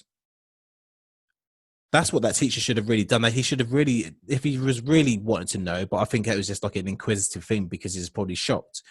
But if I was in the educational system and I cared about all my pupils from all different races and whatnot, then I'd really dissect that. I'd contact those parents and understand, okay, these boys have done something that is not expected, and understand it so we can kind of replicate that to future generations or other schools or other children. We weren't perfect. We weren't the perfect children. And we're not saying that. But if you have someone in a position of power, being a head teacher of a high school, asking that question, then something's not working. Something's not right generally, but something's worked. So, yeah. Yep. That's what I'm saying, and that's why I believe that these external sources need to take a greater responsibility for and I understand that now. For these numbers. I understand what you're saying, Jay, but we also need to represent ourselves in a better light. I'm sorry. 100%, man. 9 times 100. out of 10, the movies that we see, a black person's role is played out by a drug dealer or something else. But bro, we don't. Right. That's the thing. We don't own the movie studios that make these movies. We don't own the script. We're just there to collect a check. 100%, Jay. You get what I'm saying? That's what I'm saying. These external things have a greater influence. Yes, they do. But we in my thing is this. I understand we don't own nothing, but we let it. We let the power of money, the lure of money, put us back 10 years. Do you think so? That's what it does. That's what it does. Because look, let me give you an example. If I accepted a role now, they say, okay, I'll give you 5 million. Play this drug dealer or gangster wannabe and whatnot. I've accepted 5 million. But the role I have played for my people, it's now said to the youngsters, this is what to be. This is how to be. Boy, so it's put us back 10 years. That is a big one. It's a big one. For instance, like we just had a local election here in Trinidad, yeah? Yeah. The opposition, who is predominantly a Indo-Trinidadian party, they paid millions to local black dancehall artists who predominantly sing about shooting, killing, selling drugs to make their party songs. Wow. So do you see what I'm saying? This is where we need to look well beyond. And they took we the money, look obviously. at the songs that have come. I'm not even going to mention the artists because I don't even want to give you the platform. But we all know a song that came out of one of the female artists who's buzzing at the moment, which is ridiculous about I don't cook, I don't clean, still got a ring and all that stuff, right? Our children, my daughter is growing up watching that. What is she taking from that? We need to take accountability to say, listen, if we want us to be in positions of power, if you want us to be in a position where we are looked as equal, we need to act as equal. We need to be in position of power. Not like you're screaming, yeah, kill this person, done this girl, and using the B word to call out our women. And you expect our younger generation to have respect for our women, our sons to have respect, our daughters to have respect for their men when their mothers are there constantly abusing the kid because of their father or using the father as a tool. So you almost step into the realms of socialization. You're almost stepping into the realms of socialization, and I guess a developing of negative culture. Yes. And then accepting that negative culture as normal culture. That's because it becomes popular. That's where we are now. Where we are now is a pivotal point. We need to be very careful of what we do and how we do it. Yes, we're accepting money. They're accepting money for this, money for that. Dr. Dre sold these Beats headphones for $1 billion. Yeah, good for him. But if we stop to think, the people who bought that, how much are they going to make? We can be somewhere in life. Not just, I know we're deviating from the education, but we need to make these calculated decisions for our generations, not just for us. That is education. That is education too. This might be a black business podcast, you know? Either way you want to look at it, man. I'm just, like I said, I'm tired of not, I don't want to blame people. Yes, the blame is there, but I'm tired of blaming people. And then we turn around because really the teachers, let's say, for example, Kidulthood or Adulthood or other movies that they've shot, the teachers, all they see, I'm training to be a teacher, right? And I see a program that comes up on TV. And I see these kids running around and doing all this unruly stuff. What's my opinion when I go into the school system? Am I going to give them a fair shot, or am I not? You're not gonna give them a fair shot, or you're gonna make sure that you are not placed in those environments. So let's say let's say you're one of the best teachers around. Your choice is going to be somewhere far away from what is perceived to be those areas, if that is such the case. And then the not all the time. So it's no disrespect for the good teachers out there that are right in the thick of it, but in terms of choices, if you have a choice, or if your choice, if you're going back to what Kay said about education, so if you're that teacher that got that A star, you've got more opportunity. If you're that teacher that just had to retake or whatever, then maybe opportunities are limited, because we all know what happens when people look at CVs and experience and stuff like that. So if you're being pumped that type of information of this is what it's like to work in a school where it's got a mixed array of races, it's a systematic, just I hate using that word, but that's all it is. It's just systematic, and it's about us understanding. Okay, this is what it is. Let's break that, not break it, but because that would contradict what I said before. But let's actually break the cycle internally. Internally, yeah, 100%. Well, our world. What do you think? What do you think we can do?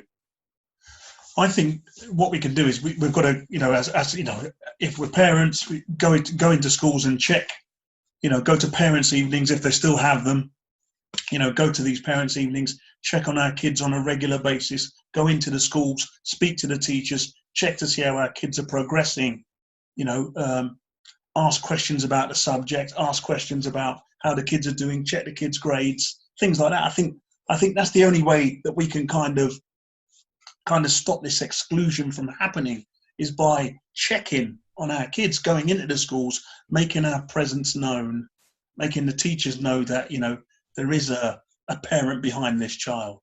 100%. Do you know what the other thing I was thinking about?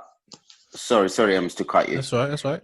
I was thinking about, we get Black History Month 1 month out of 11 months. What's stopping us from making Black History Week in our houses with our kids and teaching them the real Black history, not the Roots 5-minute clip of Roots, and then a teacher comes up and say it was like picking a box of dark chocolates. I mean, how did they manifest Black history into 1 month anyway? Exactly. Do you know what? There was something that my dad used to do, and it just, listen, so my dad used to, we would have a day of a week where we just sit, TV off, everything off, and he would tell us stories, real stories about the family tradition and everything else. We'll just have conversations and questions and answers. We need to have that in Black families. I'm sorry, we need to have that, because we don't have a sense of belonging. Exactly. We don't have a sense of achievement or anything. 100%. Talk about your history. That's what needs to happen. Those discussions need to be had, like you said, on a weekly or monthly basis with your children, with your family members, so that you've got that sense of empowerment because you've come from somewhere. But then the crazy thing about it is that not a lot of us can go back more than 2 generations. True, but it's. I was about to say that. But when you look into whether history, you can go back 2 generations or not, the fact that you're talking about your family history moves mountains. 100%. And also it starts a generation. So you can go back 2 generations, but guess what? Your kids are going to go back 3 generations. That's what I was going to say. Their kids are going to go back 4 generations. Yep. 100%. Just start building from now as much as we can, no matter where you are in the totem pole. I don't think that matters, though, man. I don't think that matters. I think that's a broken people trying to find themselves. I think that's what it is. So you're saying we have to reset our whole history. Keep in mind that I said that we are the most ancient race on this planet. But we now have to just accept that, okay, we can only go back 2 generations. Now we've got to reset and be happy that our kids can go back 3 generations. No. That's not reset. You can only go back as far as you can go back. Yeah, you can only go back as far as you can go back within your family structure. But I think what T was saying is to have that discussion with your kids, on a weekly or monthly basis about your family history. So that empowers the children and that gives them a sense of belonging. And also it depends where you're at. The thing is that doesn't give the kids a sense of belonging or where you come from whatsoever. It doesn't. Why if not? You can only go back. What does it give why them? Not? What does it give them? What it gives them is that your people have been destroyed. That's what it gives them. No, I'm not sure about that. No, I disagree. I disagree. I disagree with that. You can disagree. So, that's fine. That's fine. So the situation is that's what this podcast is about, isn't it? Everybody else's opinion. So the situation is this though. If you can only go back to the slave plantation and you feel that's okay, cool. If that's what you want to do, cool. No, But nobody's saying nobody's saying that. We're just saying about having a family discussion on a monthly or weekly basis about our family history. You don't have to take. It doesn't have to be about the negative parts of our family's history. So can I just say? So for example, when we touched about what topic was it when I had to do the research about Mansa Musa? No, about Mansa Musa and the slave trade, the Windrush. Okay. So I was looking into like just history, Black people history in general, and I started digging deeper. You can find a lot of stuff on YouTube about Mansa Musa and his kingdom. You can find a lot of stuff about how people were moved from the West Africa to the Caribbean for the plantations. You can find all this stuff. Of course. But what I'm saying is, you can start having those conversations. I took my little one last year. She's only 3. I took her back home to Zimbabwe. The reason why I did that, it might have been premature, but I wanted her to know she's got people outside this country. Simple as that. She's got a granddad. She's got a grandma. I wanted her to know. And I also, when I went there, I was asking my granddad. So I want to know our family tree, the people that I never knew. I asked my dad. These are the conversations now. If we've still got our grandparents, let's use them. If we still got our parents, let's use them. 100%. Ask questions. Taking your daughter to Africa contextualizes her history. It puts everything into focus. And they can also see. So when tomorrow someone says, a teacher comes up and says, oh, Africa's poor, she can tell her and say, no. No, it's not. No, it's not. It's not just about that though, because the mindset that we need to have, I know it's a daunting one when you think about it, but we will be grandparents at some point. So it's not just about going back. It's about, so the way I see what we're trying to discuss is about actually what our children's children can look back on. So my great grandkids can say, oh yeah, great granddad, like he was speaking to like-minded people there. So it's not just about kind of going back to what we deem as being broken. It's about actually, well, if we're trying to fix that break, then surely we want to pass that information on as well through to future generations. So we have to live in the now, but we have to be grander than that and think actually what legacies can we create that actually then has a knock-on effect 4 or 5 generations down the line. You know what I mean?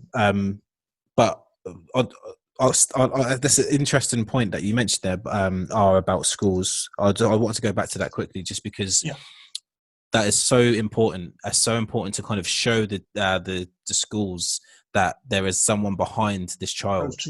I can attest to that. I've got my oldest son is 10 years old, so and he knows how kind of interested I am when it comes to parents' evening. I'll do the little pep talk that my mum used to do, like before, like I better not hear anything bad. Like even though I know that it's not like it, but once again, that's a check-in. That's a check-in to say.